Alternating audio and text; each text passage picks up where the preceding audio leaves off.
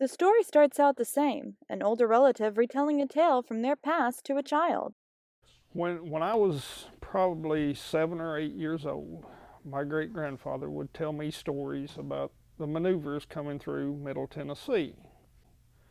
And my great grandfather said he would go out in the field and see planes hitched out next to the fence just like horses.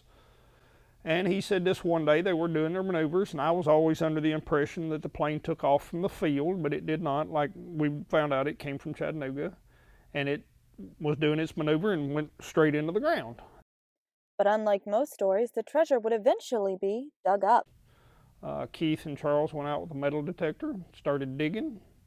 About 3 days later, they say, "Hey, we found it." Charles called me at home one night. He said, "We found it." As in, well, there's a couple of buckles from the safety harness, and they're intact. You easily identify them. It was amazing because I was under the impression it exploded, it buried, nothing left. David and crew have hopes to put their findings in a local museum. All I want to do is see a couple of pieces go. We've got a local museum here. I want to put a couple of pieces in there, and then we'll go from there. The pieces will be displayed in the local museum, and the story that was once told to a small boy will be shared to hundreds of visitors.